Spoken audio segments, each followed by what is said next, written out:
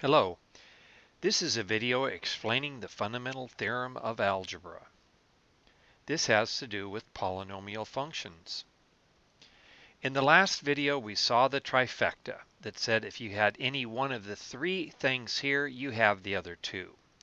For example, for the polynomial y equals x squared minus x minus 12, if we have a factor of x minus 4, we're going to have a solution, a 0 of x equals 4, which means we're going to have an x-intercept of 4, 0.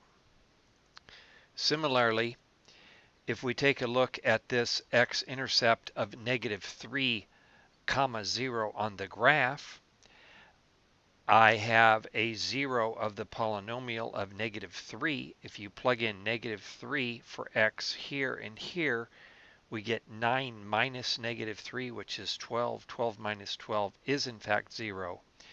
And we have a factor of the polynomial of x plus 3. Before we proceed, let's make sure we know what a polynomial is. Here's an example polynomial, x squared minus 4x plus 7.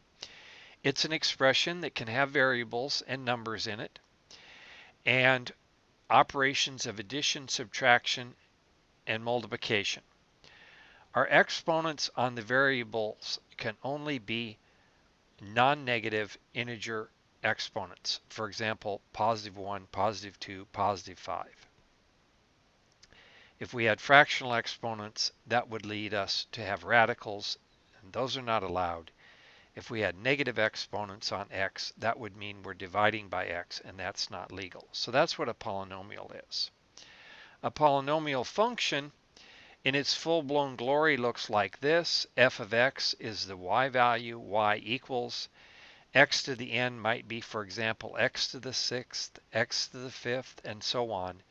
These a values, a0, a1, a2, and so on, are the coefficients.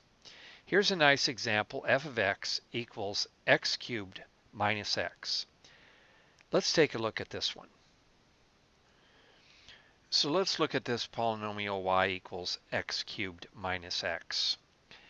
We notice that it does have a greatest common factor of x, so when I'm trying to put it equal to 0, I can factor out x as shown. X squared minus 1 factors further. That's the difference of squares. It factors into x times x minus 1 times x plus 1. Then when we set each factor equal to 0, we get this expression. So we're going to get three zeros. X equals 0, x equals 1, x equals negative 1. So let's take a look at the graph. And I can see here on my graph that there are three x-intercepts, one at positive 1, one at 0, and one at negative 1. The fundamental theorem of algebra says that a polynomial equation of degree n has exactly n solutions if we count multiple roots and complex roots. This is a rather simple form of the theorem, but I think it states the idea. If you'd like a more precise form of the statement, look at Wolfram Math World. So a couple of examples of the fundamental theorem of algebra. In our last example, we had degree 3, a cubic polynomial, and we got 3 solutions. In this example, we have a second degree or a quadratic polynomial, and we have 2 solutions. Now let's see what we mean by multiple roots. This cubic polynomial is y equals x cubed minus 7x squared plus 15x minus 9. When we factor this, we get 0 equals x minus 3 times x minus 3 times x minus 1. Notice that the x minus 3 factor appears twice. This can be written this way as x minus 3 quantity squared minus 1. When we set each of these equal to 0, we get x equals 3, and x equals 1. So we do in fact get 3 solutions, but 2 of the solutions happen to be the same number. Since the factor appeared twice, we go ahead and count that solution. This is what we mean by a multiple root. Now, an interesting thing happens when we take a look at the graph. When we look at this graph, we do see we have a root here at 1.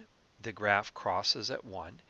And over here at 3, we're having our double root where it comes down and it is just tangent to the x-axis. So the constant term in the polynomial was -9. If that value were a little smaller, for example, -9.4, now we do have the 3 solutions. Here at -9, it's tangent and we get a double root. And if it's a little larger, like this, -8.6, we only have one real solution. The other 2 solutions are going to be complex. So let's see what we mean by complex roots. So if we consider the example y equals x cubed minus x squared plus 4x minus 4, and we go to factor this, we do see that we have x minus 1 as a factor. By the way, in the next video, I'm going to be showing you how to factor high degree polynomials. The other factor is x squared plus 4, which normally does not factor. If we set each of these equal to 0, we get this expression. X minus 1 equals 0. Of course, that becomes x equals 1. X squared plus 4 equals 0 becomes x squared equals -4. Now, there are no real solutions to this because we know that if you square a real number, you get a positive, and you would never get a -4. So we need to have complex numbers to solve this, which is another video. But here's the solutions, the 3 solutions: 1, 2i, and -2i.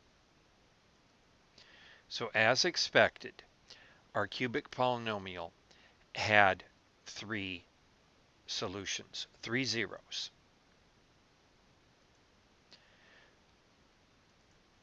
The fundamental theorem of algebra tells us that a polynomial of degree n has exactly n solutions if we count the multiple roots and if we allow for complex roots.